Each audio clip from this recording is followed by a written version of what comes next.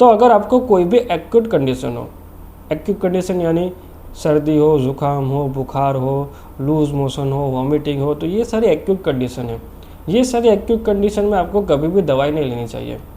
जैसे कि आप डॉक्टर के पास जाते हो, दवाई लेते हो, मीन्स आप चाहते हो कि भाई आपकी बॉडी की जो बीमारी है वो बॉडी में ही रहे, क्योंकि लूज़ मोशन है, वॉमिटिंग है, उससे क्या होता है कि आपके बॉडी की जो गंदगी है वो बाहर निकलती है, उसे नेचुरल डिटॉक्स कहते हैं। अगर आपको सर्दी हो तो जो भी रेस्पिरेटरी ट्रैक्ट में जो भी वायरस बैक्टीरिया अनवांटेड हो गए तो वो जो सर्दी के थ्रू बाहर निकल जाएंगे।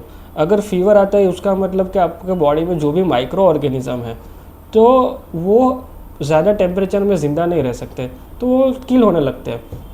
तो ये बॉडी का नेचुरल क्या डिफेंस मैकेनिज्म है। तो अगर आप दवाई लेते रहे हो मीन्स आप डॉक्टर को कह रहे हो कि मेरी अंदर की गंदगी, जो मेरे अंदर के जो भी अनवांटेड चीज़ें वो बॉडी में ही रहे। तो हमेशा ये बात याद रखो कि suppression leads to suffering, means आप सप्रेस करोगे तो फ्यूचर में कुछ ना कुछ वो ज़्यादा बड़ी बीमारी के रूप में बाहर आएगा। तो हमेशा बॉडी को अपना काम करने दो। तो अगर आपको ये सारी चीज़ें, तो आप क्या कर सकते हो, तो अगर आपको फीवर है तो फीवर बॉडी का डिफेंस मैकेनिज्म है, वो वायरस और बैक्टीरिया को मारने के लिए है। अगर हम पैरासीटामोल लेते हैं तो पैरासीटामोल कोई भी वायरस और बैक्टीरिया को नहीं मारता, वो आपके बॉडी का टेम्परेचर कम कर देता है। टेम्परेचर कम होगा तो जो भी वायरस बैक्टीरिया है वो ज़्यादा तेज़ी से ग्रो होगा, क्योंकि कम टेम्परेचर में वो ज़्यादा तेज़ी से ग्रो होते हैं, वो ज़िंदा रहते हैं। अगर आपने बॉडी का टेम्परेचर बड़ा होगा तो वो जल्दी से मरने लगेंगे, किल होने लगेंगे।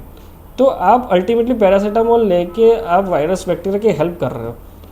और अगर आपने anti bacterial anti viral medicine ले ली तो एंटी बैक्टीरियल जो मेडिसिन है वो आपके बॉडी के गुड बैक्टीरिया को भी मारेगी। और जो भी ये मेडिसिन है एंटी बैक्टीरियल एंटी वायरल एक टाइम पे काम करती थी, लेकिन अभी क्या है कि सारे बैक्टीरिया वायरस म्यूटेड हो चुके हैं। लेकिन अभी वो पहले जैसे नहीं रहे जो जिस टाइम पे ये मेडिसिन बनी थी। अब सारे बैक्टीरिया वायरस म्यूटेड हो चुके हैं, वो अब अलग रूप ले लिया उन लोगों ने। तो उनके लिए जो भी दवाई होगी वो भी अलग होगी, और वो दवाई अभी मार्केट में आई नहीं है। तो अभी के लिए इलाज यही है कि आप अपनी बॉडी को हेल्प करो, मीन्स आर्टिफिशियली आप बॉडी में फीवर क्रिएट करो।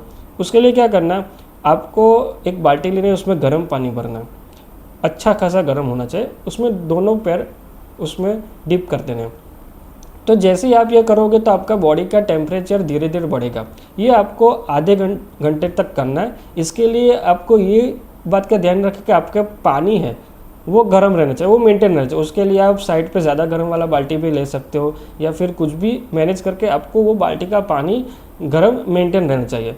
अभी जैसा ये करोगे तो आधे घंटे का करोगे तो आपका बॉडी का हल्का सा टेम्परेचर बढ़ेगा।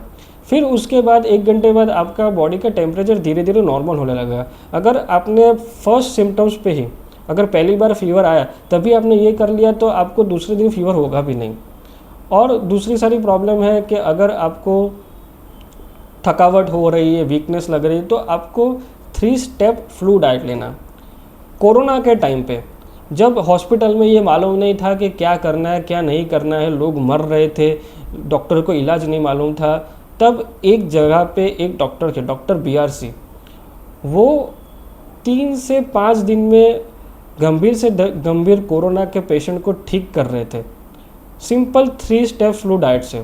तो गवर्नमेंट को लगा ये क्या जोड़ हो रहा है, तो गवर्नमेंट ने वहाँ पे ऑब्जर्वेशन स्टडी की, आयुष मिनिस्ट्री ने वहाँ पे स्टडी की, और स्टडी में ये मालूम चला कि सही में अगर हम 3 स्टेप फ्लू डाइट लेंगे तो 3 से 5 दिन में आपको जो भी फ्लू लाइक सिम्टम्स है और इन्फ्लुएंजा लाइक इलनेस है तो वो धीरे धीरे ठीक होने लगेगी।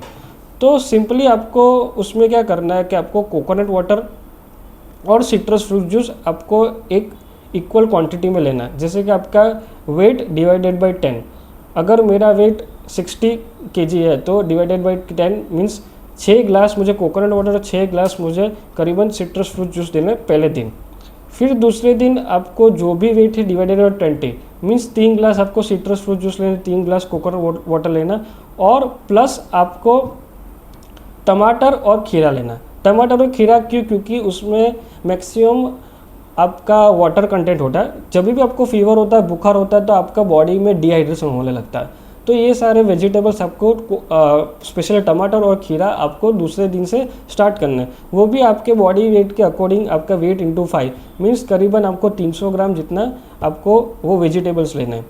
फिर जो आपको करना है तीसरे दिन, वो मॉर्निंग में आपको सिट्रस फ्रूट जूस और कोकोनट वाटर लेना है, वो डिवाइडेड बाई 30 मीन्स आपको 2-2 ग्लास लेने हैं। फिर जो भी है वो लंच में आपको वेजिटेबल्स लेना है आपके वेट इंटू 5, और आपको लंच में जो भी आप खाना चाहते हो 8 बजे से पहले आपको जो भी आप खाते हो, रोटी सब्जी दाल चावल, वो स्टार्ट कर दें, क्योंकि तीसरे दिन तक आते आते आप ठीक होने लगोगे, आपको भूख भी लगने लगेगी। जब भी आप बीमार होते हैं तब आपको भूख नहीं लगती। क्यों? क्योंकि बॉडी 2 ही काम कर सकती है, आपका डाइजेस्टिव ऑर्गन वो आपके खाने को पचा सकते हैं या आपके बॉडी को हील कर सकती है। तो जब भी वो हीलिंग मोड पे वो होती है तब आपको भूख नहीं लगती, मीन्स तीसरे दिन तक आते आते वो भूख लगने लगेगी और आपको खाना भी है। अगर 3 दिन तक आप ठीक हो जाओ तो बेटर है, और अगर आप ठीक नहीं हो 20% जितनी अगर आपको रिकवरी बाकी हो तो आपको तीसरे दिन वाला प्रोटोकॉल आपको और 2 या 3 दिन करने, मैक्सिमम 5 या 6 दिन आते आते तो आप ठीक हो ही जाओगे। तो ये चीज़ आप कर सकते हो इंस्टेड ऑफ टेकिंग मेडिसिन। तो मैं सिर्फ डॉक्टर ध्रुव, मैं एक फिजियोथेरापिस्ट हूँ और नेचुरल हीलिंग प्रैक्टिशनर हूँ।